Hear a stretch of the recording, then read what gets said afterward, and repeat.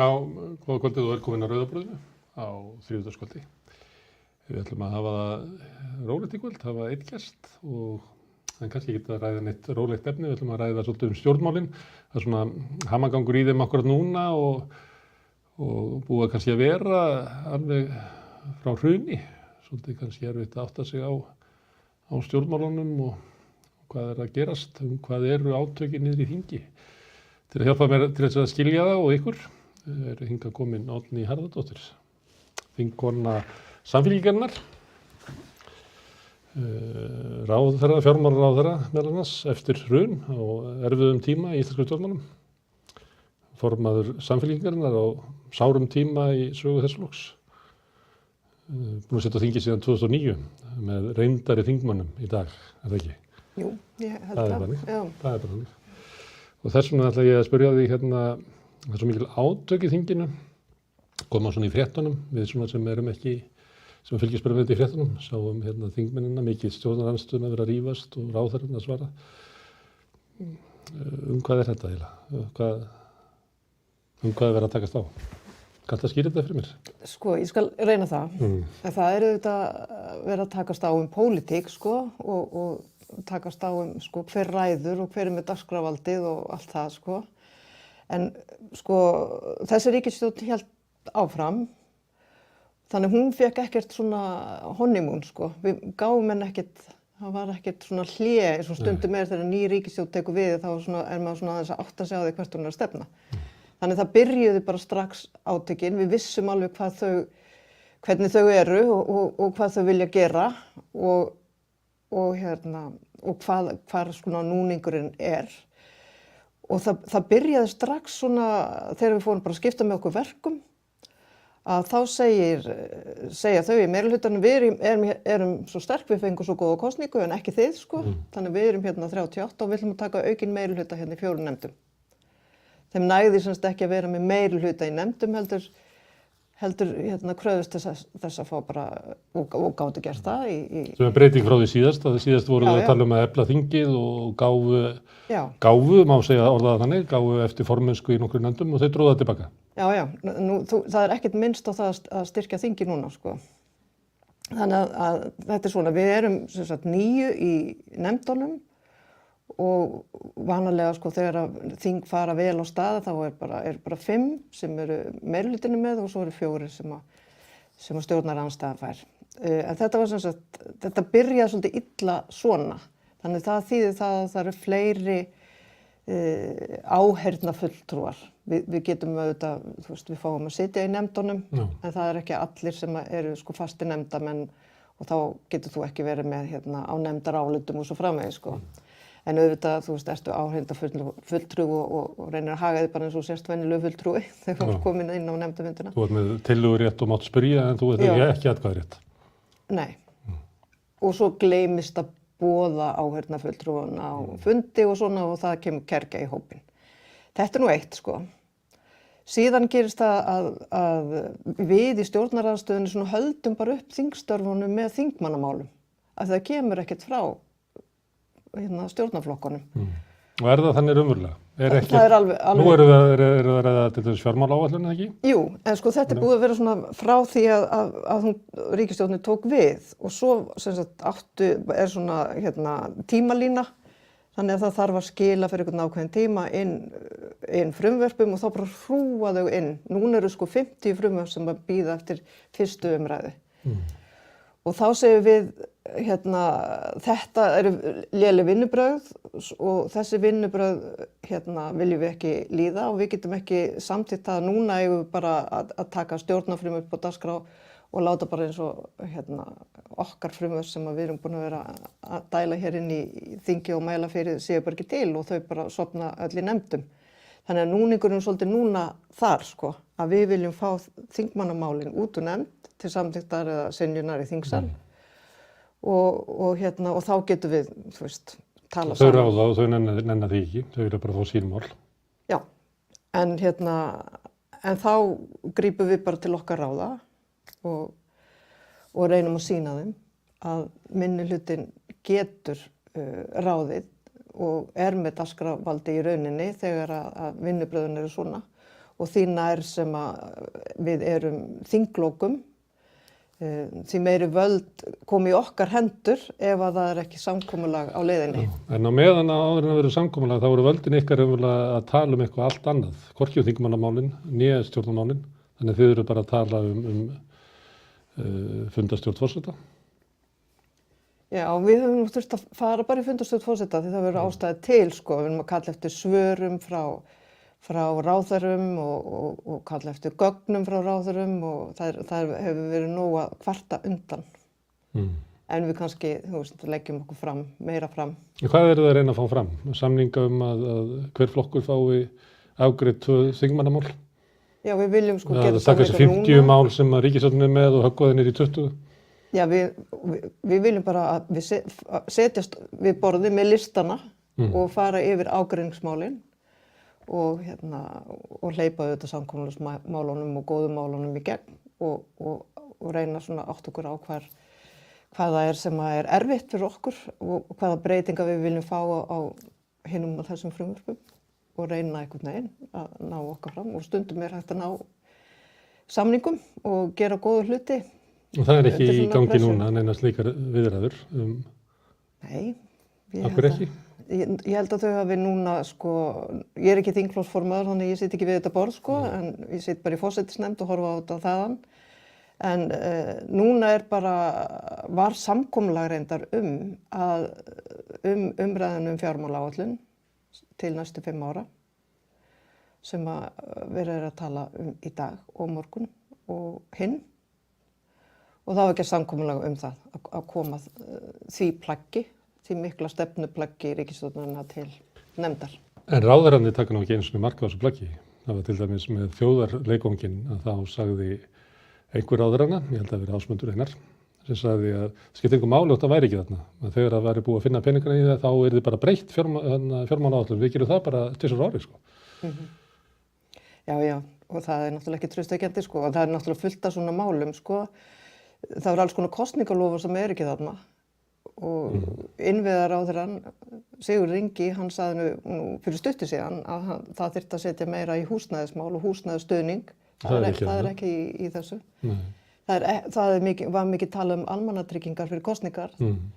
Það er engin hækkun þar boðuð, það nema bara út af líffræðilegum fjölgun, Og svo bara... Þessu bara hendin í þingið. Já. Þetta er bara uppfærð gömul áætlun, laga svona það sem að augljóslega þarf að laga. Þið að ræða þetta og tala þetta eins og stefnu ríkisstjórnarinnar, en þetta er ekki stefnu ríkisstjórnarinnar. Hún eftir að koma fram. Það má vera, en við verðum að trúa þeim og við tölum þetta eins og þetta sé þeirra stefna og þetta sé þarna sýna þau kjósendum og fólkinu í landinu hvernig þau ætla að efna sín kosningalofur sem þau eru bara að svíkja í stórum stíl, Og það er allt mögulegt þarna sem að sýni veikleikana í þessu stjórnarsamstarfi. En er það ekki þannig að þegar þau ráða og upplifa það sannarlega, það bara ósar af þeim svona sigurvissan eða svona að þau hafi þetta í höndum sér. Að þetta er bara umræði sem er í þingi og eitthvað svona en þegar við ætlum að koma einhverjum málum í gegn þá bara komum við þeim í gegn. Já, en það getur nú verið, við erum fyrirstaða, við veitum þeim aðhald og það þarf að fara svolítið í gegnum okkur auðvitað til þess að þingstörfin gangi eðlilega fyrir sig. En sjaldnast eru þau raunverulega að deila einhverja svona raunverulega pólitík. Oft er þetta verið að kvarta yfir starfsaðferð þingsins eða þá að það er mann liggur við að segja svona sviðsett umræða þar sem er verið að ræða plagg eins og fjármálaáætlun þegar fólk kannski veit að hún er ekkert þetta er bara skissa af einhverju og ef það þarf að gera eitthvað ef það þarf að bregðast við aukinni verðbólgu eða samdrætti í efnahagslífi heimsins að þá gera þau bara eitthvað og þá verður þessi áætlun ekkert til neins grundvallar. Já, það virkar þannig á þau utan frá séð að þetta sé svolítið svona mikið bara í svona þykjustunni en sjaldan sem að maður heyrir stjórnmálamenn takast á raunverulega pólitík. Já, það hefur skort núna allavega undanfarna vikur En þessi Ekki í COVID, þú getur bara, COVID var lengi pólitík. Já. Það bara slöknaði allri pólitík þar, eða svona næstum því, ekki alveg sko. Það er svolítið, svo kom stríði í Evrópu, þannig að þá kom aftur svona hik, en auðvitað gefur þessi fjármálaáætlun, sem þú segir að sé allt í plati, hún gefur sko... Ég sá maður í skissa, ég sagði ekki allt í plati, hún er bara uppfærið, það var eftir að setja stefnuna inn í hana. Já, og það má vera rétt, en hún gefur samt tilefni til að ræða pólitík. Já. Og það er sko, en við þurfum auðvitað að koma inn í nefndirnar og kalla eftir umsögnum og svo er alvöru umræðan þegar hún kemur aftur inn í þingið til samþykktar. Og þar er alls konar pólitík og þar tölum við velferðarmálin til dæmis og hvernig þau ætla að mæta öldrun þjóðarinnar og öllu því. Hefur þú trúið því að þið náið að breyta fjármálaáætlun? Það má vel vera sko. Stundum náum við einhverjum pínulitlum breytingum. En sjaldnast í fjármálaáætlun, það er þó frekar í fjárlögunum sko, og fjármálaáætlun á að vera forskriftin fyrir næstu fjárlög. Já. Þetta ætti eiginlega að vera grundvöllur til þess að ræða stefnu samfélagsins næstu 5 árin. Já. En hefur aldrei almennilega orðið það. Kannski þú og einhverju fleiri þingmenn sem hafa sko sérstakann áhuga á fjármálaáætlun, en maður sér það ekki sko til dæmis í fréttaumhverfinu. Þarna sé verið að reyna að draga upp hver stefna raunverulega metana hvaða breytingar hafa verið gerðar. Það er helst að maður sjá Þór Snæ og Kjarnanum reyna þetta. Þannig að segir eiginlega ekki umfjöllun þetta. Nei, við vorum að ræða þetta í morgun sko. Það er talað auðvitað fjármálaáætlun þegar hún lögð fram. Viðtal við fjármálaráðherrann og hann með sína kynningu. En svo er oft aftur þegar hún kemur sko í lokin inn í þingið. Og þá eru svona einstakir góðir blaðamenn sem að skoða hvað er það sem að flokkarnir að leggja til, hvaða breyting og vill Samfylkingin ná á þessum 5 árum, hvað er það sem hún er að leggja áherslu á hér. Og það er eiginlega bara Þórður Snær. Já, það er eiginlega bara Þórður Snær, en það eru einhverjir svona sem að spyrja út í þetta. Áður höldum áfram með þingið, má ég spyrja út í þetta að nú ert þú að heyja pólitík á einhverju vettvangi og einn vettvangurinn er opinber umræða. Finnst þér svona það umhverfi sem ykkur er búið að heyja pólitík í opinberri umræðu? Mætti það vera svona meiri alvara í pólitískri umfjöllun fjölmiðla? Já, algjörlega. Og það er voðalega erfitt að ná í gegn sko. Og það er líka allir að flýta sig svo mikið, bæði þeir sem eru að horfa og lesa fréttirnar og fréttamennirnir. Þetta er allt svo stutt, þetta er allt í einhverjum stikkorðum sko. Og þar með verður þetta yfirborðskennt og við náum ekkert að fara á dýptina og það eru oft bara eitthvað svona mál, svona dægur málin sem að taka sviðið. Og það hefur stundum verið þannig í fjármálaumræðunni og fjárlagaumræðunni að það eru milljónirnar sem að tala á meðan að milljarðarnir bara fljóta hjá. Eins og núna þá tók þjóðarleikvangurinn svið. Já. Sem að með aldrei virðingu er eflaust ágætismál en er ekki það sem að sko kúlan sem að fjármálaáætlunin veltur á. Það er bara ekki þannig. En svona táknum svik samt. Eitthvað sem var búið að lofa.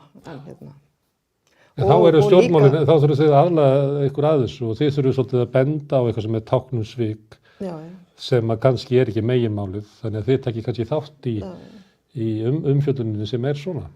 Og svo líka sko, bæði er þetta táknum svik, þjóðarleikvangurinn, en líka sem sagt hversu lítil alvara er á bakvið áætlunina í augum sumra ráðherranna allavega sko.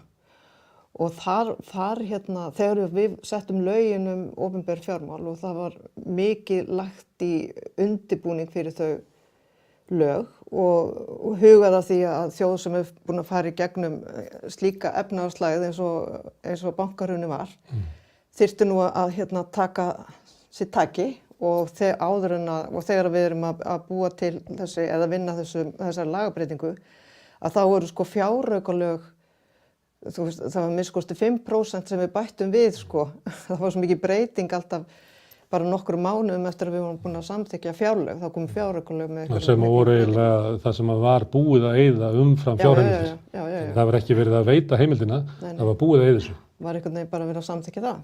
Og það var svona lausung og ekki mikið stefnufesta og við vorum að reyna einhvern veginn að svona koma inn í kerfið einhverja langtímahugsun, þó það væri ekki nema til 5 ára. Og jafnvel þó áætlunum sé endurskoðað á hverju ári, þá ertu samt búin að setja einhverja stefnu fyrir hvert einasta ráðuneyti og fyrir hvert einasta málaflokk og reyna svona að sjá inn í framtíðina. Og það auðvitað til þess að þetta gangi þá verður náttúrulega ráðherrann að taka þetta alvarlega. En þeir eru ekki að gera það, eins og umfjöllunin leikvanginn sýndi. Og þetta sem sagt... Og þar með ekki þessi festa sem ætti að koma með þessu. Það sem að við setjum okkur það að ræða fyrst til 5 ára og svo til 1 árs og þá tökum við betri ákvarðanir. En það hefur ekki orðið raunin.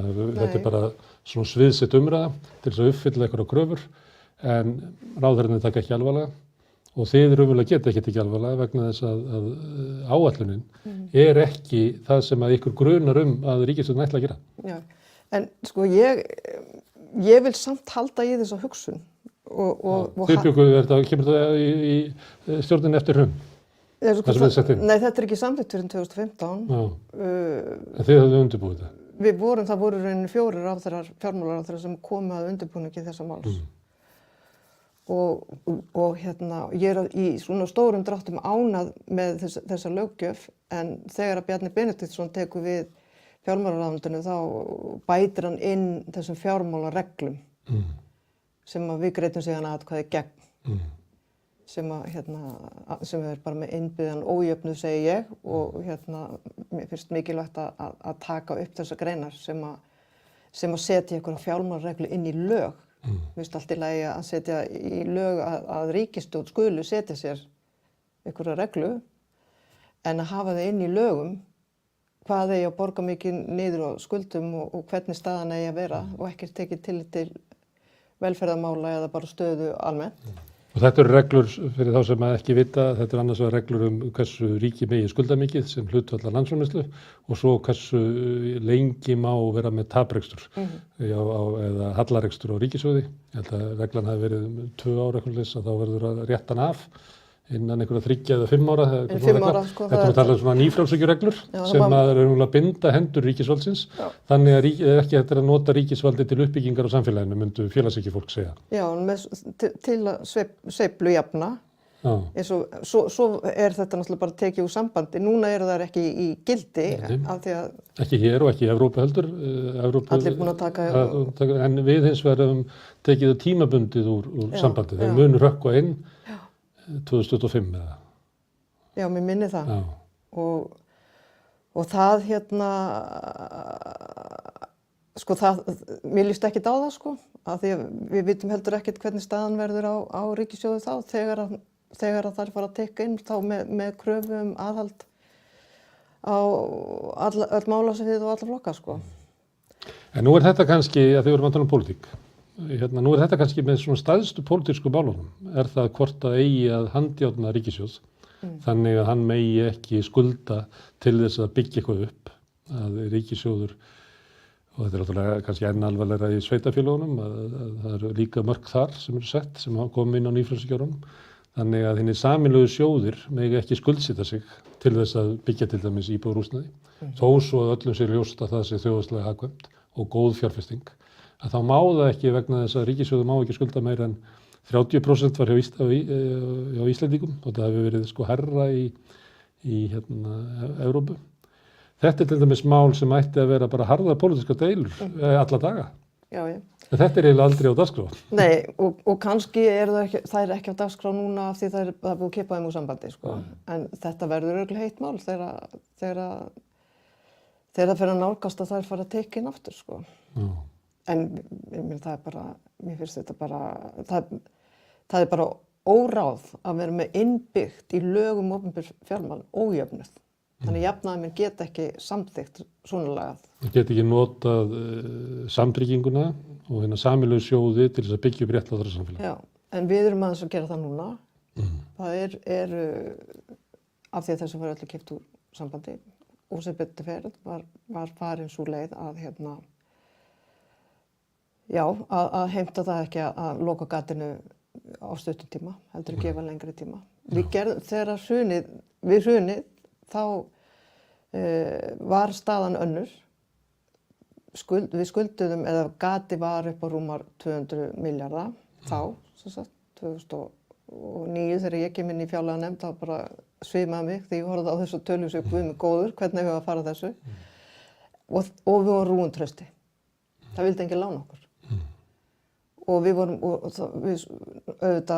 þurftum að taka lán til þess að reka samfélagið af því við vorum í mínus á hverju ári og það var farin sú leið og í mörgum ríkjum á þessum tíma sem að lentu í kreppu að skera niður og reyna að ná gatinu saman.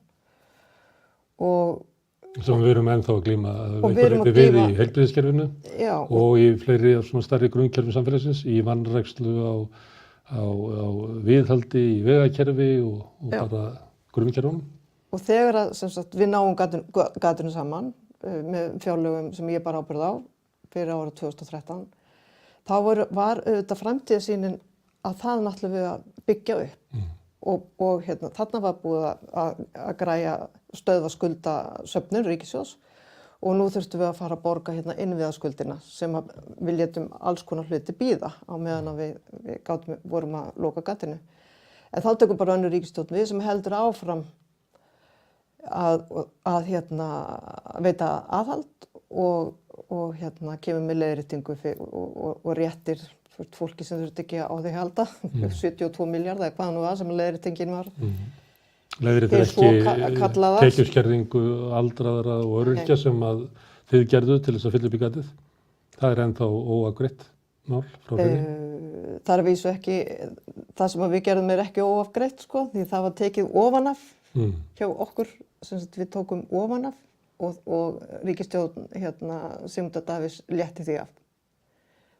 En allar skerðingar í almannatryggingakerfinu voru ekki búnar til á þessum árum 2009 til 2013 sko, eins og mér finnst stundum umræðan vera. Þá byrjar að verða skilin til þess á milli örorkulífeyris og eftirlauna og lágmarkslauna. Og síðan þá hefur þessi kjaragliðnun alltaf aukist ár frá ári. En ég ætla að klára með sko þegar ríkisstjórn Sigmundar Davíðs tekur við og þá enn slak í hagkerfinu en við erum að ná vopnum okkar og í stað þess að fara þá í að byggja upp innviðina á meðan að slakinn var og allt í lagi að setja krónur út í kerfið sko að þá var það ekki gert og það ekki bara það að við sem súpa og segið af því að það var skorið niður þegar við vorum þarna í sárum eftir bankahrunið, heldur var góðærið ekki nýtt til þess að byggja upp árin þar og eftir. Þannig árin frá 2013 til 2016 finnst mér að eigi að kalla árin og glötuðu tækifæra. Því síðan aftur komið spenna í kerfið 2017 og þá var orðið erfiðara vik. Og svo erum við að finna fyrir því núna, eins og þegar óveðri var 2018 og innviðnir raflínurnar gáfu sig og við þurftum bara að glíma við það að þarna höfðu við ekki passað upp á innviðina og þeir gáfu sig og stóðust ekki álagið. Og sama sáum við núna í heilbrigðiskerfinu þegar heimsfaraldur skellur á, kerfið okkar þoldi ekki álagið. Og þegar við lendum í áföllunum þá koma veikleikarnir fram í kerfunum. Og við verðum einhvern veginn að ná að styrkja þessa innviði alla saman. Og það dýrt, en við þurfum að finna leið til þess að gera það. Bæði bara út á þjóðaröryggi, en líka til þess að gæta bara af velferð okkar. Og við erum á þeim stað núna. Að kalla eftir því að heilbrigðiskerfið það verði stoppað upp í veikleikana þar til dæmis.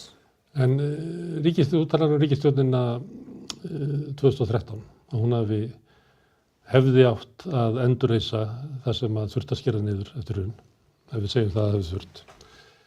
en gerir það ekki. En ríkisstjórnirnar sem eru síðan þá, að þær hafa haldið stefnu ríkisstjórnirna 2013 til 2016. Sérðu mikinn mun á ríkisstjórninni núna, sem búin að vera síðan 2017, og ríkisstjórninni 2013 og 2016? Það náttúrulega einhver munur, en það í stórum dráttum ekki, en það eru framsóknarmenn og sjálfstæðismenn í allan tíman, sko. Og það má vera að vinir mínir í Vinstri grænum hafi eitthvað, ná eitthvað að dempa þá. Þeir væri kannski brjálæðir eða þeir væri bara tveir flokkarnir saman, framsókn og sjálfstæðismenn, við vitum það ekki. En það allavega ekki að sjá annað en að þetta sé hægri ríkisstjórn og hægri stefna. Og þið lítið svo að þessi baráttu við hægri? Ég líti algjörlega þannig á, já.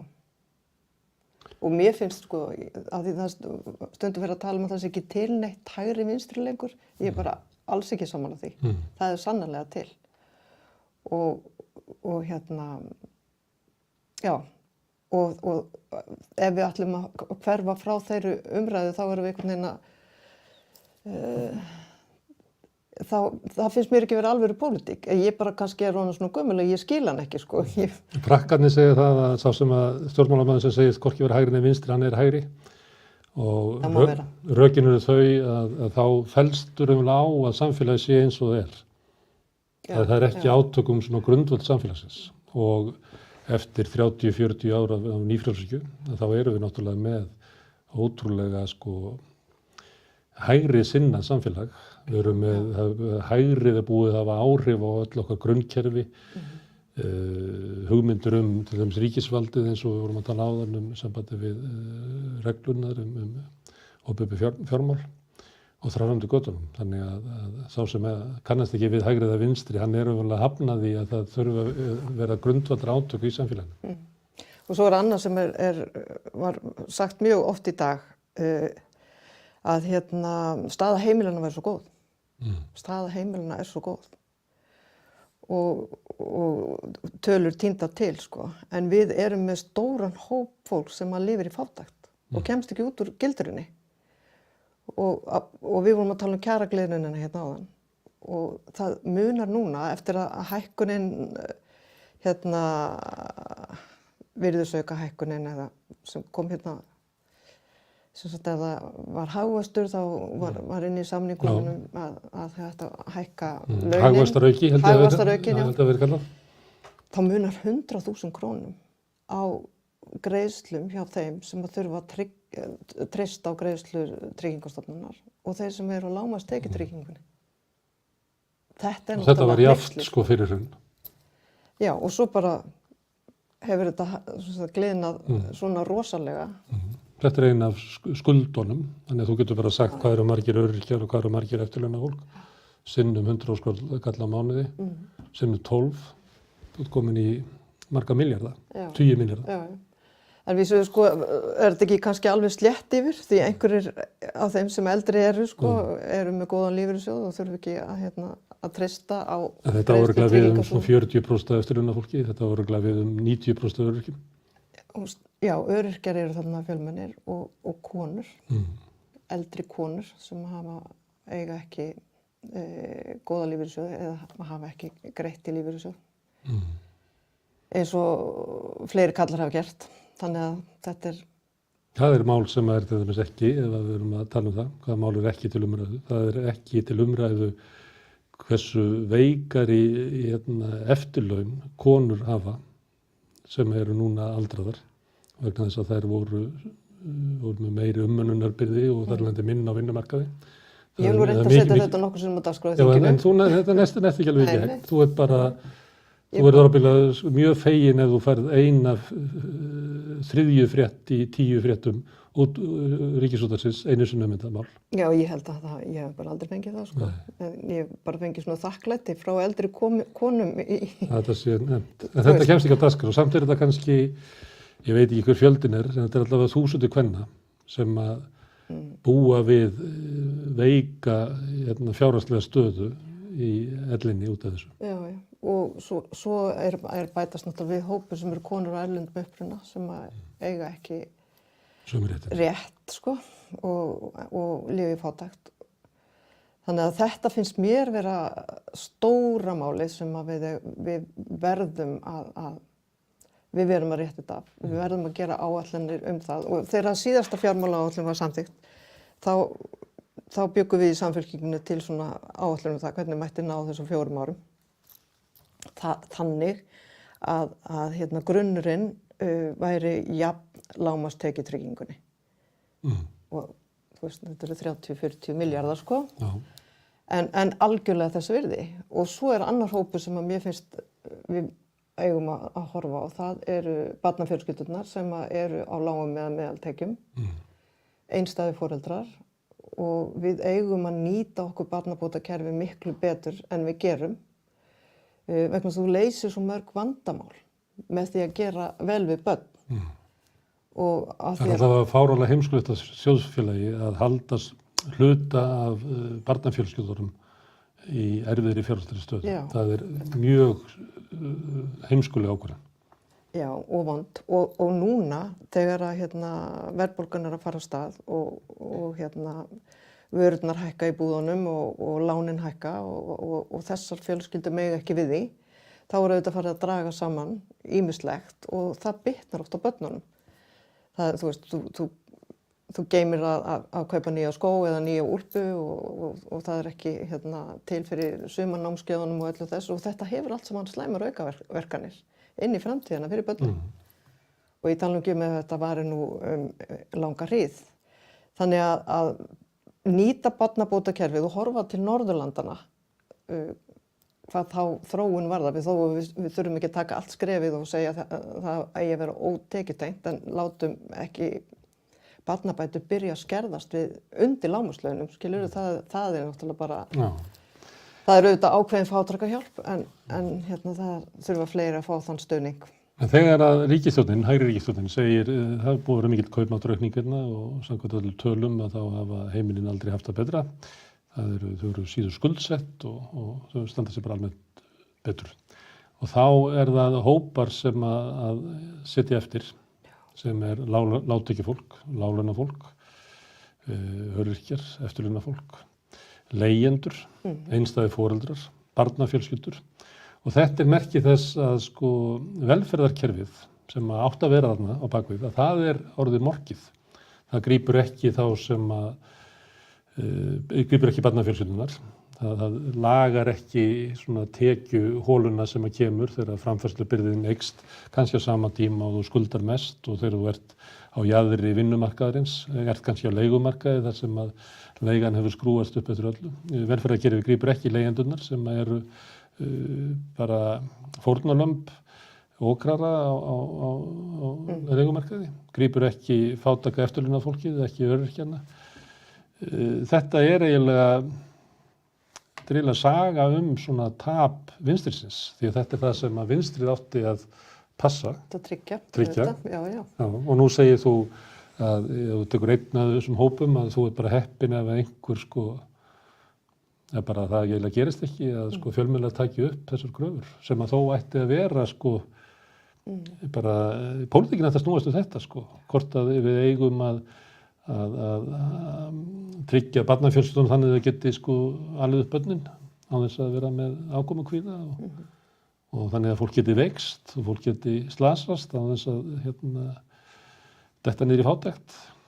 Að við styðjum einstæða foreldra þannig að fólk hafi frelsi til þess að hvernig það býr. Ég var nýkomin. Af hverju tapaði vinstrið orðræðinni? Það getur verið að það sé löng saga þarna baki en nú ég nýkomin á Norðurlandaráðsþingi og við erum þar í svona flokkahópum og ég í flokkahópi jafnaðarmanna og þar voru þingmenn frá hinum norrænu ríkjunum að segja frá hvernig þeirra ríkisstjórnir sem allar eru með forystumenn úr í fyrsta skipti núna í langt síðan það hafi gerst sem og það gaman var gaman að hlusta á það að tala og þau voru öll ekki með eins aðgerðir en allar ríkisstjórnarnir með einhvers konar aðgerðir til þess að hjálpa fólki að glíma við þær hækkanir á orku og húsnæðiskostnaði og öðru því og öll voru með aukna barnabætur og húsnæðisbætur. Til að mæta verðbólguskoti. Mæta verðbólgunni og bara breytingunni sem hefur orðið á núna eftir að stríðið skall á í Úkraínu. Út af hækkun orkuverði þá fyrst og fremst. Já, það er náttúrulega stór partur hjá þeim sko, en það er líka hækka vöruverði í búðunum og leið og þau eru að tala þetta, þá eru þau með aðgerðir til þess að taka á loftslagsvánni og passa upp á það að þau umskipti séu réttlát og þau eru líka að horfa á tæknibreytingarnar og sjálfvirknivæðinguna og passa þær breytingar séu réttlátar. Og þetta er eitthvað sem við þurfum að taka miklu fastari tökum hér og að því þarna eru breytingar sem eru að verða mjög hraðar á samfélaginu og þær fara saman, sko breytingarna sem við verðum að gera út af grænu umskiptunum og svo sjálfvirknivæðingunni og við megum ekki láta það gerast að byrðarnar af þessum breytingum falli einmitt á fólki sem við vorum að tala áðan sem að má ekki við neina. Það er að gera þér, það er flesti leigusamningar eru vísitölutengdir. Nú er verðbólgan komin upp í 7%. Sjálfkrafa, sko. Ef þú leigir á 250.000 þá er það 17.000 krónur. Þú varst að nefna kaupmáttaraukann upp á 10.000. Hann er bara farinn sko. Já. Og þá áttu eftir að náttúrulega borga sko skattinn af 10.000 skallinu manni. Þú færð kannski bara 6.000 skall. Upp í 17.000 krónur hækkun á húsaleigu. Þess vegna vorum við að kalla eftir því daginn þegar fjáraukalögin voru til umræðu að það kæmi að fyrstu 3 mánuðir yrðu metnir og það kæmi einhver peningur til þess að mæta vanda þeirra sem er að glíma við vanda núna út af þessum aðstæðum. En það var nú ekki gert og við sjáum það heldur ekki í fjármálaáætluninni, þannig að við höldum að fara að kalla eftir þessu.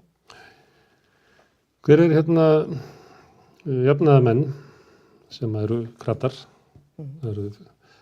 sem eru uppruna sinni í sósíalismu, vil ekki kalla þessi sósíalista, jafnaðarmenn á Íslandi.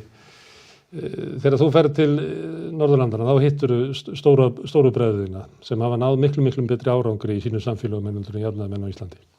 Hver er ástæðan fyrir því að jafnaðarmenn hafi náð miklu meiri árangri í Skandinavíu heldur á Íslandi? Ég hljóti að spyrja þessu kvölds og mánda. Ég geri það og ég held að það sé út af því að í hinum norrænu ríkjunum þá eru flokkarnir og verkalýðshreyfingin saman, berjast saman og hjálpast að. Þannig að stefna flokksins er stefna verkalýðshreyfingarinnar og öfugt. Já, og öfugt. Og þegar maður að fylgjast með þeim, sko, þegar það eru komið kosningar, þá koma verkalýðshreyfingarnar og hjálpa í jafnaðarmannaflokkunum að því það er sameiginlegir hagsmunir þarna en þetta er ekki hér. Þetta og hefur einhvern veginn aldrei gengið og ég kunni söguna náttúrulega ekki alveg upp á punkt og prik en það náttúrulega slitnar þarna á milli. Þetta byrjaði svona hér. Já. Og við vorum aðeins á eftir hinum norrænu ríkjunum. Ef ég ætti að búið reynföldu myndi ég segja þetta hafi byrjað að breytast 1956. Já, er það ekki? Jú, það er svo langt síðan. Þá fer alþýðuflokkurinn, þá tekur alþýðuflokkurinn upp sína eigin stefnu og það hefur svona vit fyrir verkalýðshreyfingunni og segir það getur vel verið að þið viljið hærri launahækkanir svona en við teljum það að vera sniður að auka viðskiptafrelsi á milli landa sem að munu skila ykkur meiri. Þá kemur, það eiginlega byrjar þetta þannig. Já, en ég held að þetta sé ástæðan, sko. En við þurfum að vera langt aftur til þess að finna þráðin. Við náum hvort þangað aftur. En við náttúrulega erum bara, hver vegferð hefst á litlu skrefi og við verðum alltaf að reyna að finna samhljóminn þarna á milli. Og mér finnst þegar ég les, sko, ályktanir frá ASÍ þá smellpassa þær inn í Ég hef aldrei skilið það. Ég skilið það ekki af hverju samfylkingin tekur það ekki bara upp. Af hverju þeir þurfa að hafa sína eigin málefnanefndir ef að ASÍ er búið að stilla þetta eru kröfur okkar í húsnæðismálum. En það er nú nánast þannig, sko. Það er nánast þannig. Það er samt svona eitthvað hugmyndum að ég vera eignarréttur í staðan fyrir bara að segja að við beygjum okkur undir lýðræðislega vinnu innan Alþýðusambandsins. Ef þetta eru ykkar kröfur að þá tökum við bara undir þess. Já, og það hefur við nú nánast alltaf gert. Já, en alltaf með svona smá sitt eigið. Já. Herðu, en það er annar munur þarna því ég nefndi 1956 sem er á Skandinavíu og hér. Á Íslandi þá reyndi hægri flokkurinn að ná ítökum í verkalýðshreyfingunni með mjög skipulum hætti, áttu náttúrulega sína eigið verkalýðsfélag þegar þið breyttu VFR yfir í verkalýðsfélag. Náðu raunverulega undir sig sjómannafélögum, iðnaðarfélögum og sumum verkalýðsfélögum út á landi og voru raunverulega bara skipulega að kljúfa verkalýðshreyfinguna. Þannig að til þess að ná samstöðina verkalýðshreyfingarinnar að þá urðu sósíalistarnir að búa til samkomulag við hægri mennina og kannski breytti líka kröfum íslenska verkalýðshreyfingar eiginlega bara frá þessu tíma, þarna 56 til 60, þar sem að voru gerðar kröfur eignaríbúðakerfi í staðinn fyrir leiguíbúðakerfi, lífeyrissjóðakerfi sem var svona séreignakerfi frekar heldur en gegnumstreymiskerfi ríkisins og eitthvað fleira. Heldur að þetta hafi, að andstæðingurinn, sjálfstæðisflokkurinn, að hann sé líka svolítið önnur skepna heldur en andstæðingar jafnaðarmanna í Skandinavíu? Það getur vel verið en ég held að íhaldið hafi bara séð sér hag í því að splundra hreyfingunni og passa það að hreyfingin, að þróunin yrði ekki eins og í hinum norrænu ríkjunum. Þannig að þetta er skýringin en Norðurlöndin eru lönd sem eru hæst á öllum listum yfir það hvar best að búa. Og þess vegna ætti við auðvitað alltaf að snúa okkur þangað ef við erum að leita fyrirmyndum hvernig við ætlum að láta velferðarkerfin okkar þróast og svo framvegis. En það er ekki alltaf þannig hjá þessari ríkisstjórn. Hún til dæmis horfir á Alþjóðagjaldeyrissjóðinn þegar hún byggir upp barnabótakerfi í staðinn fyrir að horfa til Norrænu-ríkjanna sem hafa langa reynslu af góðu kerfi þegar kemur að stuðningi við börn og barnafjölskyldur. Þannig að, já. En núna heyrum maður stundum sjálfstæðismenn vísa til Svíþjóðar, sérstaklega í sambandi við einkavæðingu heilbrigðiskerfinu, af því að jafnaðarmennskan í Skandinavíu hefur víða gefið eftir. Að þeir hafa gert málamiðlanir, hægri menn á völdum og jafnaðarmenninni síðan tekið upp stefnu hægri manna í efnahagsmálum, innflytjendamálum, alls konar málum. Já, og það þú nefnir heilbrigðiskerfið í Svíþjóð og skólakerfi líka, að það leið að búið að stíga þetta skref erfitt að stíga tilbaka. En þegar að reyna að gera það, þetta allt komið í vol, og gengur ekkert upp að hafa grunnþjónustu velferðarkerfisins í höndum einkaaðila og láta ganga kaupum og sölum í kauphöllinni eins og þarna í Svíþjóð. Og þegar ég hef verið að nefna jafnaðarmannagrúppuna í Norðurlandaráði og við hittumst reglulega og einu sinni hittumst við í Svíþjóð og þá stóð menntamálaráðherrann á miðjugólfi og sagði bara ekki gera það sem við höfum verið að gera. Alls ekki einkavæða skólakerfið. Og við erum að reyna að finna leiðir til að snúa tilbaka og ekki fara þessa leið. En þau hafa gengið það langt að nú er það að reka sig á. En erfitt að snúa tilbaka? Það er erfitt að snúa tilbaka, já. Þannig að þó svo hafi tekist að búa til opinbert menntakerfi og heilbrigðiskerfi snemma á síðustu öld og upp á miðri síðustu öld, að þá er ekki þar með sagt að okkur takist að gera það aftur. Nei. Þetta hefur líka verið haldið fram skattabreytingarna í frjálsgjárana. Þetta þótti þeim klókast að lækka skattana á hina efnameiri, helminga tekjuskattinn af fjármagnstekjum, fella burtu eignaskattinn, lækka erfðafjárskatt, lækka skatta á fyrirtæki, leggja af afstöðugjald og svo þekkir þetta, það er búið umbreytis öllum, vegna þess að vissan þeirra var svo að þetta verið sigrað sem var erfiðara að ná ofan af. Þá gæti að koma með svona spurningu. Ef að þetta er staðan, að eftir nýfrjálshyggjuna, þá hefur nýfrjálshyggjan á miklum sigrum, þannig að til þess að vinna tilbaka þá þarf mikið átak. Við á Íslandi náðum ekki jafn langt í því að byggja upp velferðarkerfi eins og fólk í Skandinavíu. Er það ekki þá þannig að jafnaðarmannaflokkur í Íslandi ætti raunverulega að vera róttækari heldur en jafnaðarmannaflokkarnir í Skandinavíu? Af því að þeirra andstæðingur er sterkari og átakið sér þarf Þú getur ekki bara hnikað þessu svona mikið til sem að myndi kannski duga þeim í Danmörku til þess að búa til gott samfélag. Þú þarft að hnika þessu svona mikið til þess að þér verði bara lífvænlegt samfélag fyrir venjulegt fólk. Já, en það þarf náttúrulega sameiginlegt átak, sko, verkalýðshreyfingar og flokksins. Já. Heldur að geti verið þannig að við þurfum að vera, ég er nú að reyna íta undir róttekninni í þér, en getur ekki verið þannig að við séum eftir þessi stöð á Íslandi að við þurfum að vera róttakari og þora að biðja meira heldur en kannski þau í Skandinavíu. Þannig að þetta vera annað svona áferð á baráttu samfélaglegarinnar heldur en kannski sósíaldemókratarnir í Svíþjóð. Já, það ég skal ekki segja, Nei. En það hins vegar, sko, við erum ekki byltingarsinnar, við viljum ná fram breytingum í skrefum, en eins og þú segir, þá þurfa þau, ef við ætlum að lifa það að sjá okkur breytingar, þá þurfa skrefin að vera stærri en þau hafa verið undanfarið. Þú nefndir barnabæturnar, að bætur á barnabótunum í Svíþjóð kannski að lyfta þeim upp sem eru að þeir sem eru kannski með í tekjulið 60 upp í 80 fái bæturnar. En við erum að berjast fyrir því að sko, það sé ekki skert við lágmarkslaun. Já, algjörlega. Já, þannig að þannig bara staðan. Já. Við erum ekki eins flink í velferðarmálunum og frændur okkar á hinum norrænu ríkjunum. Og af því að við erum ekki jafn góð í verkalýðsbaráttunni og í pólitíkinni, eða andstæðingurinn okkar einfallega öflugri? Andstæðingurinn, Sjálfstæðisflokkurinn, ítök hans í samfélaginu? Já, þau eru náttúrulega rosaleg, sko. Já. Þau eru rosaleg og þess vegna hef ég, sko, Samfylkingin fór einu sinni í ríkisstjórn með Sjálfstæðisflokknum sem ég held að hafi verið mistök.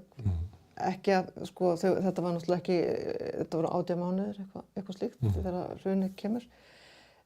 Fyrst og fremst vegna þess að það var svona vantraust á okkur. Þið fóru nú með íhaldinu, sko. Þið eru nú, Skiljanlega, þið lofuðu því að vera mótvægi við íhaldið. Við áttum að vera mótvægi, þannig að það voru mistök og þegar okkur hefur boðist það að fara í ríkisstjórn með íhaldinu, þegar við höfum meðal annars, þegar við lágum veik fyrir, að þá fannst mér það aldrei koma til greina. Ég myndi aldrei taka þátt í slíkri ríkisstjórn. Þú skalt minna mig á það, en við dettur það einhvern tímann í hug. Var þá hugmyndin að þið færuð með VG inn sem svona... Já, það var umræðan, rætt það, sko. En það var ekki gert og sem betur fer. Því að við þurfum að vinna að því að koma Sjálfstæðisflokknum út úr ríkisstjórn og halda þeim úti. Það er ekki nóg að vera bara 4 ár úti, sko. Halda þeim úti á meðan við höfum tækifæri til þess að breyta samfélaginu og lyfta velferðarkerfinu upp. Þetta fyrir svolítið langt frá þessu markmiði. Það er biðröð og flokkur sem vilja bera Sjálfstæðisflokki til valda. VG, Framsókn. Já, ég veit það, sko. Framtíð var eins og til Viðreisn, þetta er allt flokkar sem hafa borið Bjarna Benediktsson inn í fjármálaráðuneytið. Já, og ég var rosalega döpur þegar ég horfði á eftir VG í þeirra faðm, sko.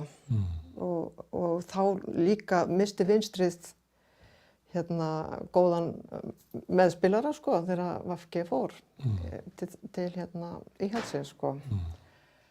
En það er ekki hægt að missa vonina, sko. Draumar okkar og hugsjónir eru stórar og sannarlega ástæða til þess að berjast fyrir þeim og hverjar kosningar bera í sér tækifæri. Já. En hversu alvarleg svona ítök Sjálfstæðisflokksins í samfélaginu? Þeir eru bara út allt. Í stjórnkerfinu út allt, sko. Þetta er svona valdaflokkur eins og víða sem að á dómskerfið, stjórnsýsluna. Já, ég held að þau séu bara, það séu góðir flokksmenn og ég á öllum mikilvægum póstum. Þetta sé bara þannig. Þetta er lýsing á sko, ekki alveg góðu lýðræðiskerfi, það sem er svona. Þetta minnir á bara Það er kannski erfitt að vera að taka svona dæmi í dag en þetta minnir kannski á leiðina sem Pólland á, Ungverjaland. Já, Það sem svona flokksræði, Já, það sem að ef þú ætlar að vera eitthvað framátni minn í samfélaginu þá skal það gangi í sjálfstæðisflokkinn, annars farðu ekki að vera dómari. Erum við þar? Nei, við erum nú ekki alveg komið þangað held ég sko. En En munur okkur og Skandinavíu að þessu leyti, sumir segja sko við séum að sko jafnaðarmenn séu kerfisflokkurinn í Norrænuríkjunum sko og séu, þú veist, vilji ekki breytingar og séu á svipuðum stað og sjálfstæðisflokkurinn hérna. Þannig að auðvitað þeir sem eru búin að vera lengi við völd, það kemur í þá valda þreyta sko og það þarf að koma þeim frá. Þú veist, ef við ætlum að láta lýðræðið virka. Og talandi um lýðræði, þá er eitt sem að sko, að því við höfum talað svo mikið um samfélagsöryggi sko núna síðustu ár og ógnir sem eru að bætast við eins og netárásir og falsfréttir og upplýsingaóreiða og það sem að sko netárásir eru auðvitað bara geta verið á innviði bara samfélaga og heilbrigðiskerfi og hvað sem sko og svo eru upplýsingaóreiðan og falsfréttirna til þess að rugla fólk í rýminu og veikja lýðræðið. Og ég heyrði konu einu sinni tala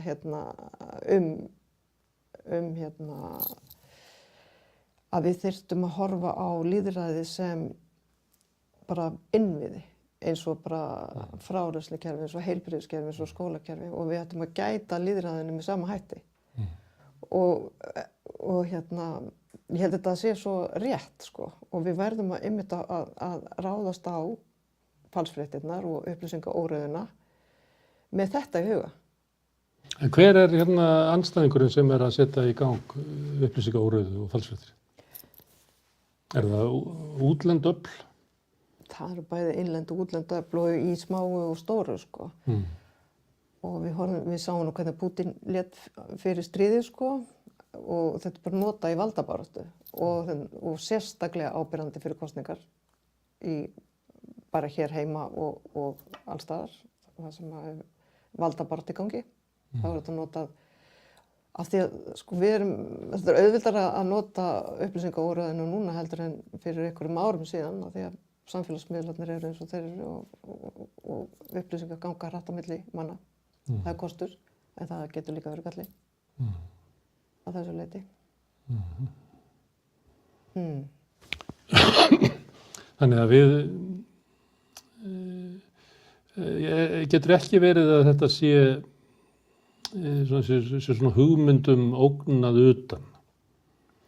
Að stjórnmálin oft finnst manni kjósi það frekar. Vera að glíma við faraldur. Að glíma við stríðsástand, að glíma við ykkur ógn. Og því meira sem við tölum svona, að stjórnmálin bjóðist til þess að verja mig fyrir ykkur hættu. Að því svona ólíklegra er það stjórnmálin einbyttir sér að því að byggja upp gott samfélag. Heldur sé ykkur hætti í þessu að við látum draga okkur inn í ykkur svona öryggishugsun, að við þurfum að verja hér samfélagið, að við séum svona undir árásum. Já, ég held að svona ástand eins og þegar heimsfaraldur gengur yfir eða stríðsástand, það er aldrei til að bæta samfélög, sko. Það er ekki til þess að opna þau, það er meira til þess að loka þeim og það ógnar frjálsum opnum samfélögum eins og okkar. Herðu, eftir kosningar sem voru ekki góða fyrir ykkur. Nei. Þá kom hann til mín hann Logi og hann sagði að þetta væru kosningar sem gölluðu á það að samfélkingin þyrfti svona endurskoða. Að það var ekki, hann orðaði ekki þannig en það mátti skilja þannig að það var ekki hægt að fara aftur í kosningar með svona sömu fólk.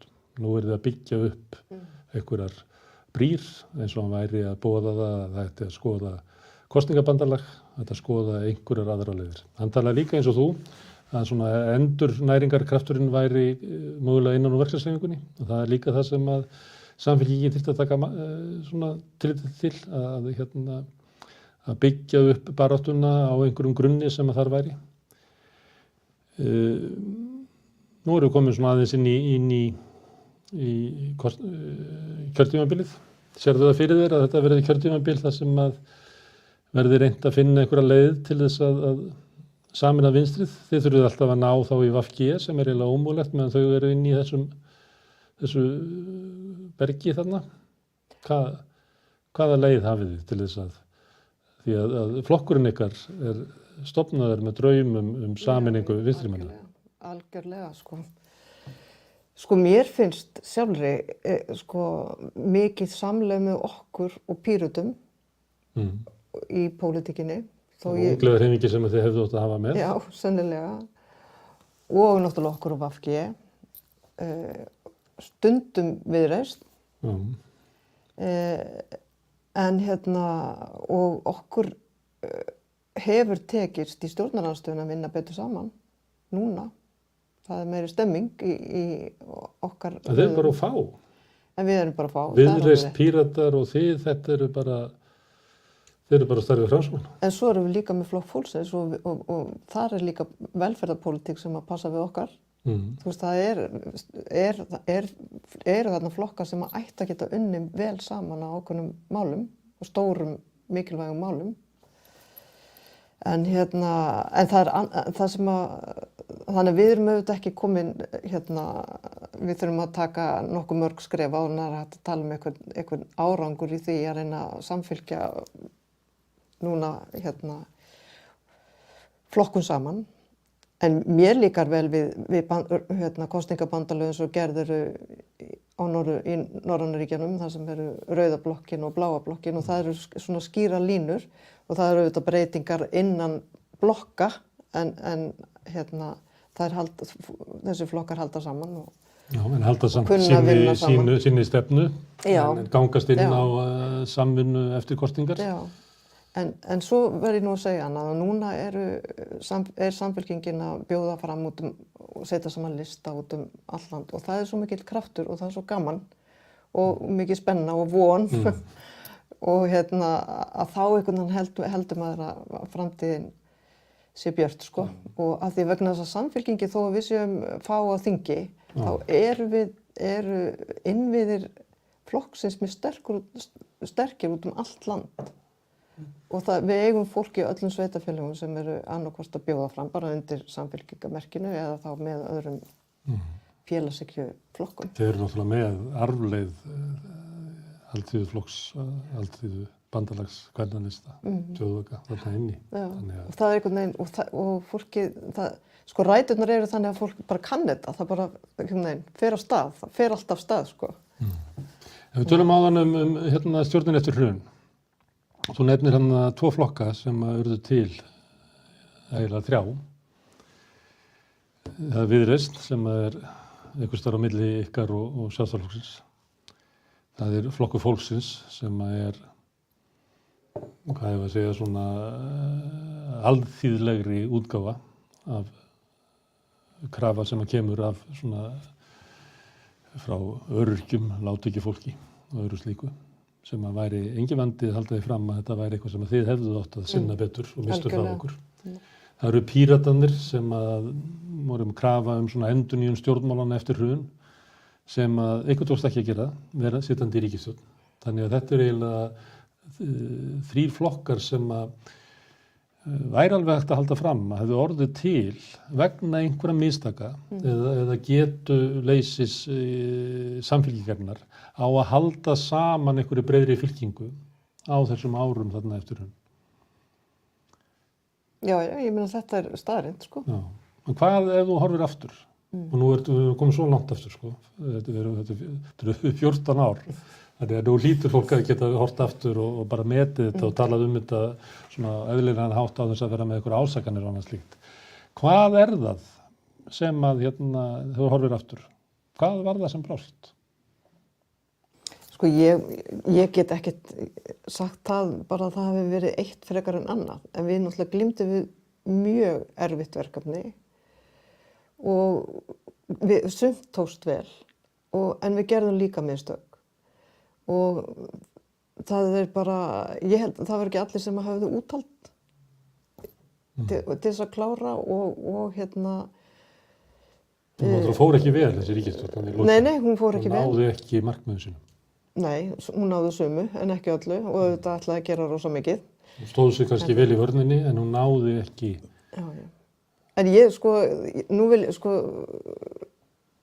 ég held að það hefði verið betra fyrir vinstri arminn og félagshyggjufólk ef við hefðum náð að standa saman og haft úthald og þannig að við getum staðið saman í uppbyggingunni, sko.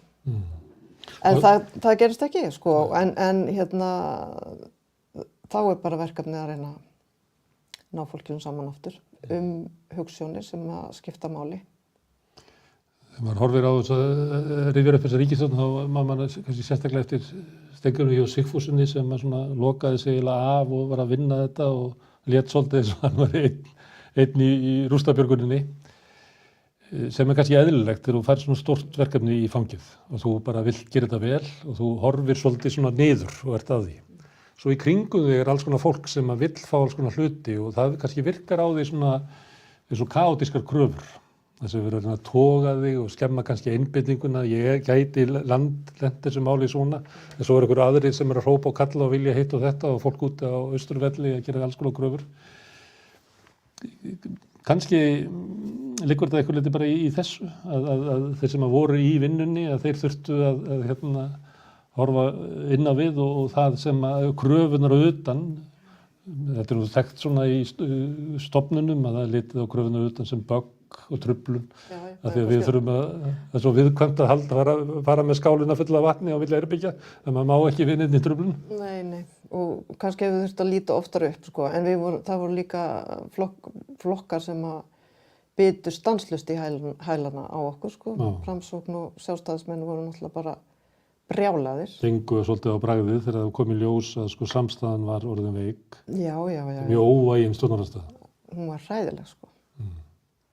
Algjörlega hræðileg og þeir þess vegna hefðu þau þurft að vera sko 4 ári viðbót, þá hefðu þau gefist upp, þeir hefðu ekki nefnt að vera svona leiðilegir í 4 ári viðbót en þeir voru náttúrulega alveg tjúlaðir, sko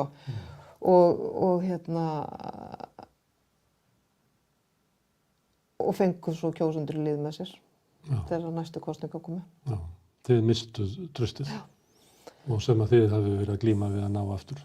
Já. Þú nefndir áðan ríkisstjórnina með Sjálfstæðisflokknum, hrunstjórnina sem hefur verið kölluð, en árið fyrir hrun. Þetta fall Samfylkingarinnar sem að sumu leyti á sér íslenskar sérstakar aðstæður, en er líka, við getum séð að nú eru til þess forsetakosningar í Frakklandi núna helgina. Það er frambjóðandi ykkar, mælist með 2% fylgi, sem að það hefði enginn getað logið þessu að okkur fyrir sko 10 árum. Eiginlega ekki fyrir fyrir 10 árum, það er bara enginn getað logið að okkur. Að vinsæll borgarstjóri Parísar frambjóðandi Sjálfstæðisflokksins væri að mælast með 2% fylgi. Þannig að einhver leyti er þetta líka eitthvað sem er að gerast út alla Evrópu. Þegar þú horfir tilbaka, eru það erfiðleikarnir við að koma í gegn einhverju stefnu og einhverjum verkum í ríkisstjórninni eftir hrun, eða það að hafa raunverulega svikið kjósendur með því að segjast vera mótvægi við Sjálfstæðisflokkinn en mynda sér ríkisstjórn. Hvort það sé alvarlegri? Ég held að þetta sé bara sambland af þessu. Finnst þér að flokkurinn hafi gert þetta upp? Er auðvelt að tala um þetta þegar þið hittist? Já. Þetta sár reynsla sem maður má ekki tala um? Nei, það er ekki þannig, sko. Það er ekki þannig. En það er engin með einhverju svona skýringu, já, heyrðu það er þetta. Já, nú vitum við það og þá getum við hægt að tala um þetta. Það er ekki þannig. Þetta er flókið mál og þetta er löng saga og við réðum ekki ferðinni ein, sko. En þú veist, ég vil samt bara hugsa meira framtíðina, hugsjónir okkar, leiðir til þess að ná þeim fram, heldur en að verja stærri tíma í að hugsa býtu hvað klikkaði hérna hjá okkur. Auðvitað verðum við að læra af reynslunni og reynslan gerir okkur að því sem við erum, sko, og við getum notað hana til góðs og ills, en við getum ekki, það er búið það sem búið er, sko. Já. En ef þið ætla að ná árangri, þá verðið þið að búa til einhver svona blokkastjórnmál. Það er ekki líkur á því að Samfylkingi fái allt í einu 25% fylgi. Það er ekki svona, það er ekki allavega það er ekki gáfulegt að stefna á það. Nei, en við eigum að stefna á auknu samstarfi við verkalýðshreyfinguna og við flokka sem eru með svipað stefnu við í velferðarmálum fyrst mér. Svo er náttúrulega Evrópustefnan okkar sem Flokkur fólksins er ekki hrifinn af, til dæmis. Þannig við erum alltaf að finna einhver svona mál sem okkur finnst skipta máli yfir tíma til þess að fá fleiri til að leggjast á árarnar. Og núna er það, eins og við vorum að tala um áðan, almannatryggingakerfið sem við þurfum að styrkja og velferðarkerfið, húsnæðiskerfið. Það verður að búa til samstöðu með mörgum flokkum í kringum svona mál. Leit kannski að verkalýðshreyfingunni. Það getur alveg séð fyrir sér að ef verkalýðshreyfingin kemur fram með skýra stefnu í flestum þessum málum, að þá ættu þið, VG, Píratar, Flokkur fólksins, sósíalistar og fleiri að geta stutt þetta.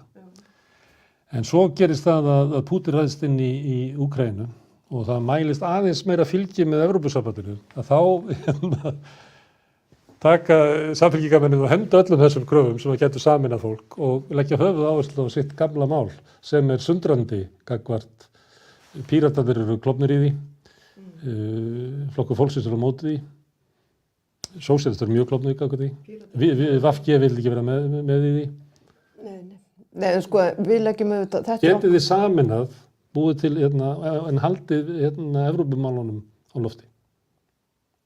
Sko, við getum aldrei ekki sameinað í einn flokk. Nei, búið til sameiginlega stefnuskrá, að við ætlum að vera með þetta. En við getum ekki... Evrópa er ekki þar inni. Nei, hún er ekki þar inni, nei. Þannig að þið þurfum að velja á milli, hvort þið viljið sérstuðu ykkar sem er að... En við getum alltaf, við þurfum ekki að henda þeirri stefnu okkar frá okkur. Það er okkar stefna. Við teljum að það sé best fyrir íslenskan almenning að gangi í Evrópusambandið og taka upp evru og vera með stöðugan gjaldmiðil sem 500 milljónir manna halda uppi en vera ekki með þessa örmynt sem fleitir okkur upp og niður með reglulegu millibili og við höldum að það sé best fyrir íslenskan almenning og kjör fólksins í landinu. Þannig við getum ekki sagt við ætlum að hætta að tala um það að því að Flokkur fólksins vill það ekki, það er ekki þannig. Og VG vill það ekki. Sósíalistarnir. Já, þannig að Ég ætla bara að bjóða það, þú mátt velja hérna á milli. Samstöðu mið til vinstri. Ég get alveg unnið með sósíalistum í velferðarmálunum án þess að þurfa að segja að henda Evrópustefnunni í burtu. Það er mjög auðvelt að gera það. En samkomlega eru þið alltaf að vinna að þessum málum sem er endurreisn svona velferðarkerfisins á Íslandi. En það er líka það sem að blokkirnar gera í hinum norrænu ríkjunum. Þau eru ekki allir eins, flokkarnir eru ekki allir eins, en þeir semja sín á milli. Heldur að þetta geti gerst? Þetta gerst náttúrulega ekki meðan VG er inn í hægri stjórn?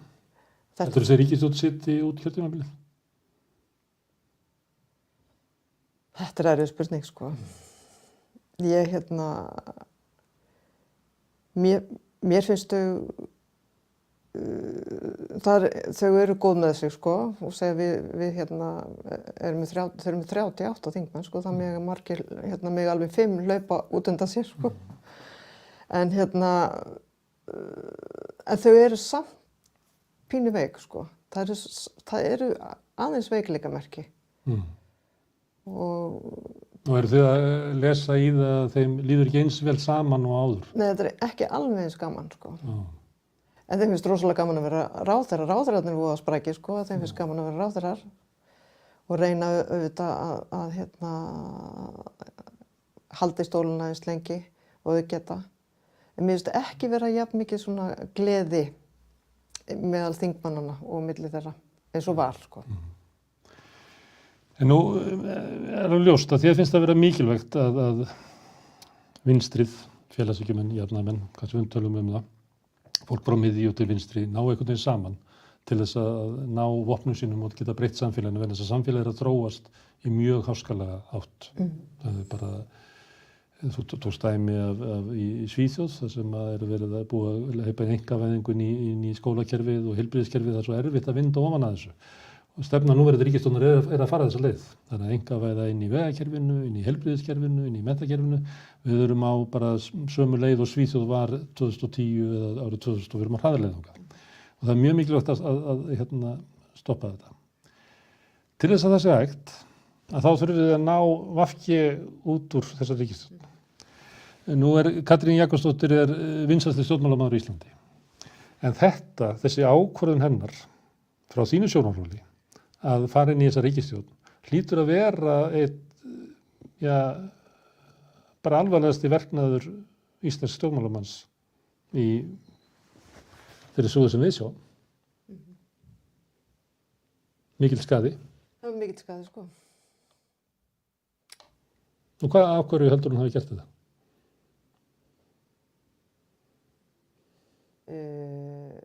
Ég veit það ekki. Kannski bara treyst hún Bjarna Ben og Sigurð Inga betur en okkur. Þrátt fyrir stefnuna, að þá sé það bara að það sé auðveldra að vinna með þeim, það er auðveldra að ná fram einhverjum málum sem að VG lagði áherslu á. En það er ekki alveg hægt að sjá það. Það er ekki hægt að benda á til dæmis að síðasta kjörtímabili. Ef við höfum listað fyrir kjörtímabili, þau mál sem að maður myndi reikna með að VG myndi leggja mest áherslu á, þau náðust ekki ég. Nei, algjör, það blasir við. Það blasir við. En þetta er slæmt fyrir vinstri í landinu. Já. Og góð, svona einhvern veginn fjarvistarsönnun fyrir Framsókn og sjálfstæðismenn. Eða svona réttlæting. Það er samstæð þetta í ríkisstjórn, sagði Jó Gunnarsson þegar hann var að tala útlendingafrumvarpið. Já. Og þá var hann að segja að sko, Vinstri græn eru búin að segja já. En þeir gerðu það ekki. Þau voru eitthvað æmta í þingflokknum. Já, en þetta segir ráðherrann. Það var samstæð í ríkisstjórn og ekkert. Heldur að þeir nái meira í gegn með því að hafa VG inni, þessi þeir flokkar, þessi gömlu valdaflokkar sem að eiga sökin á því að Íslands samfélag er svona lakara heldur en í Skandinavíu eins og við verðum að fara yfir. Heldur að þeir nái fram meira af sinni stefnu með því að hafa VG inni, heldur en ef þau þurft að glíma við samheldna stjórnarandstöðu? Ég hugsa það sko að einhverju leyti. Af því það er náttúrulega ætti að vera með sko til langt á milli þeirra í ákveðnum málum og þau semja sko, þú veist, að ráðherrarnir fá einhvern veginn meira vægi sko. Þú farð að gera þetta og þessi farð að gera þetta, Bjarni farð að selja hérna þeim sem að honum sýnist hérna. Með hvaða hætti sem hann vill. Já, og svona. Sigurður fær að einkavæða vegakerfið. Já. Og eru örugglega að fara að sjá fram á einkavæðingu í heilbrigðiskerfinu?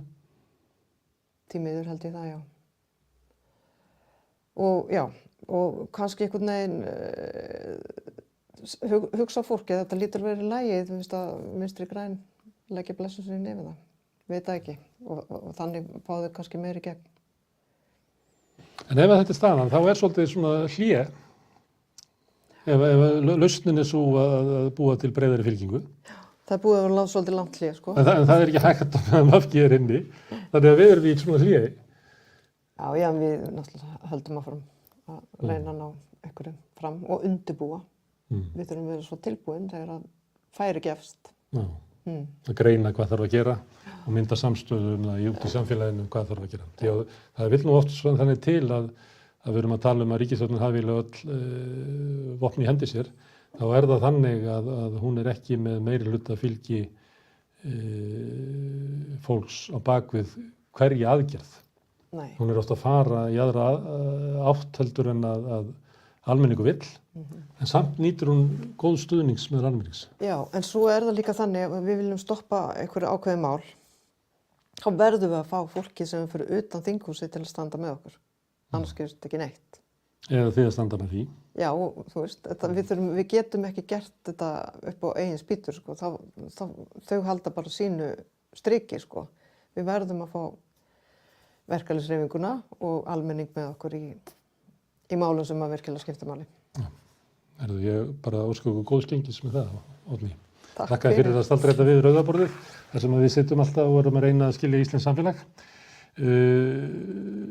ég hvet fólk til þess að læka þennan þátt og læka síður samstöðarinnar bæði á Facebook og YouTube. Þið getur gerst áskrifundur á YouTube, það hjálpar okkur við að dreifa, ég kann ekki alveg útskýra það en þannig það bara, þetta dreift á samfélagsmiðlum og það skiptir máli að fólk hjálpa okkur. Þeir sem að vilja styrkja uppbyggingu samstöðuna geta gengið í alþjóðfélagið, það gert á samstöðun.is, þar getið þið skráð ykkur og það svona álíka að borga 2 kaffibolla í mánuði að vera eins konar áskrifandi að samstöðunni, það þetta félag í alþjóðfélaginu.